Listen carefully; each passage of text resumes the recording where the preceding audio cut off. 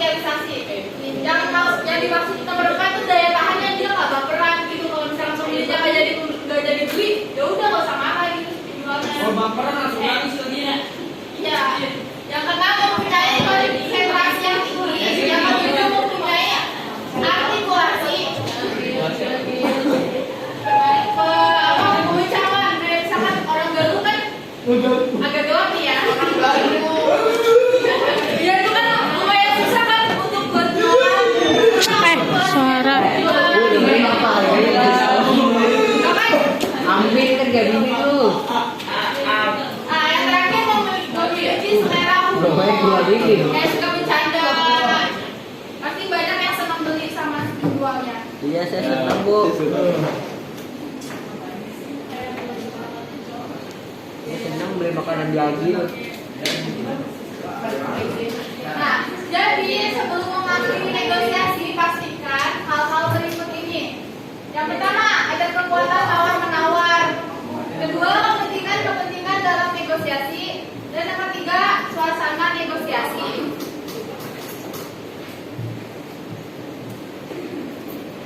Adapun unsur-unsur negosiasi ada 3. Ada 2 pihak yang terlibat, ada kepentingan yang berbeda, dan ada perundingan.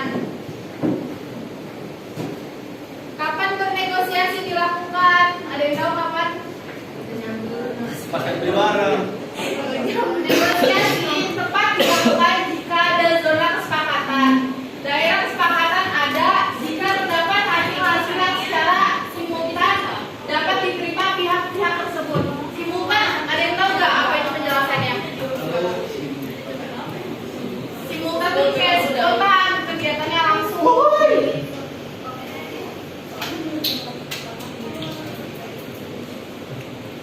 Adapun cara-cara santun untuk bernegosiasi. Coba silakan dibaca, Siti.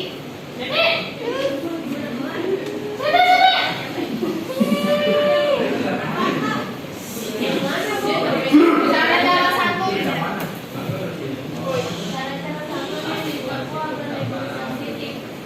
Tidak merugikan satu, menyesuaikan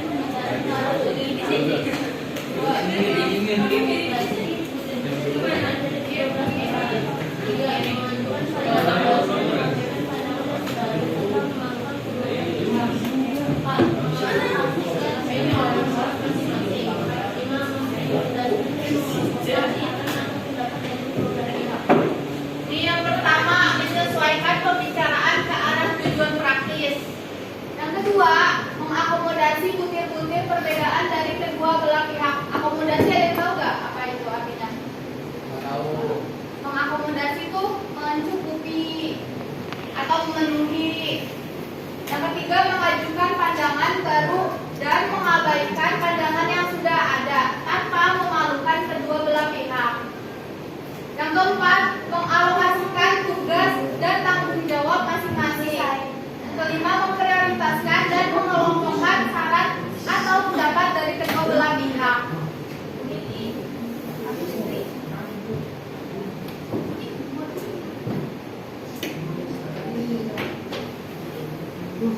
Pasangan ukuran dalam teks negosiasi. Coba silakan dibaca. Kamu tuh yang lagi berdiri siapa? Ayo. Ya. Mana? Pasangan tujuan dalam teks negosiasi.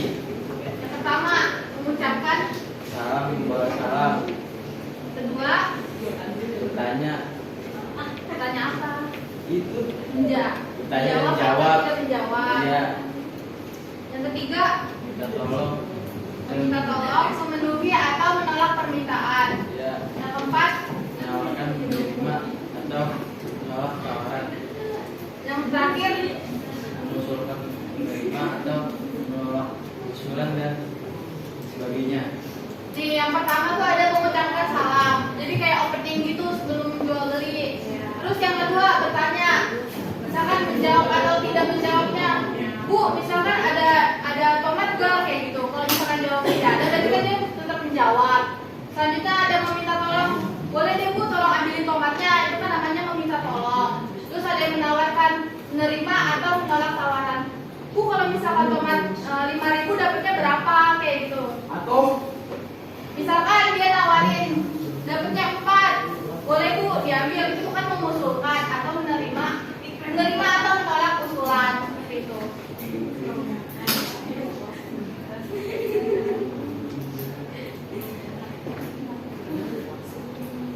Adapun strategi dalam negosiasi yang pertama, win-win strategi. Win-win strategi di sini yaitu sama-sama menang, sama-sama untung. Ada yang bisa kasih contoh? Nggak tahu. Yang pertama tuh, yang tadi kita undang The Weeknd. The Weeknd itu namanya sama-sama kolaborasi, sama-sama untung. Nah, terus yang kedua, win-loss strategi. menang kalah. Itu kayak gimana? Ada yang bisa kasih contoh? Nggak tahu. Untuk memperoleh kemenangan mutlak. Cuma satu doang aja. Iya, sebenarnya kayak gimana apa jadinya? Itu. Tapi yang harganya lebih tinggi. Ya, itu yang tadi. Misalkan dia minta 500 juta, misalkan dia minta 600 juta, tapi kan kita ada dananya cuma 500 juta. Ya. Nah, itu kan yang satu The Weeknd itu nggak setuju kan? Nah, dia tuh merasa kalah, jadinya dia win-loss strategi. Oh, bukannya lost. Kalau loss strategi, dia sama-sama kalah. Ya. Yang kayaknya itu lost. Oh iya, sama-sama nggak terjadi. Iya. Jadinya dia sama-sama tidak itu.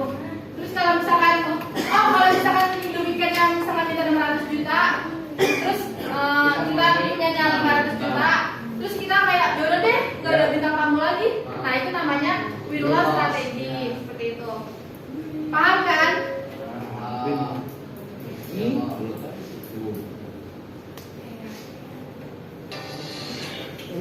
Proses negosiasi. Yang pertama, menyampaikan gagasan dengan kalimat santun. Yang kedua, menyangga mitra bicara dengan santun. Yang ketiga, mengemukakan argumentasi dengan kalimat santun dan meyakinkan mitra bicara. Dan yang terakhir, terjadi kesepakatan terlaksananya program atau maksud negosiasi.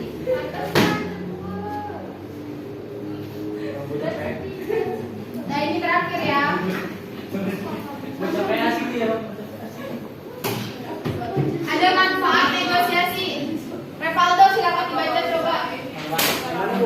Manfaat. Yang terakhir. Mendapatkan Yang pertama, mendapatkan keefektifan efektifan dan efisiensi dalam mencapai tujuan. dalam mencapai tujuan. Yang kedua, Kesepakatan bersama yang saling menguntungkan simbiosis mutualisme. yang ketiga, menjembatani perbedaan pandangan mereka yang bernegosiasi sehingga mengurangi bahkan dapat mencegah konflik. Yang terakhir, menyepakati bersama metode mencapai tujuan bersama. Nih, yang pertama tuh ada mendapatkan keefektifan dan efisiensi dalam mencapai tujuan. Jadi saset ya, dia jual belinya. Terus yang kedua ada kesepakatan bersama yang saling menguntungkan. Ada simbiosis mutualisme seperti penjual dan pembeli kan. Terus yang ketiga menjembatani perbedaan pandangan mereka. Yang bernegosiasi sehingga mengurangi bahkan dapat mencegah konflik. Dan yang keempat menyepakati tujuan bersama. Mencapai tujuan bersama yang jelas. Weh, Ustaz Yang datang. udah mulai kumpulin. Itu dia.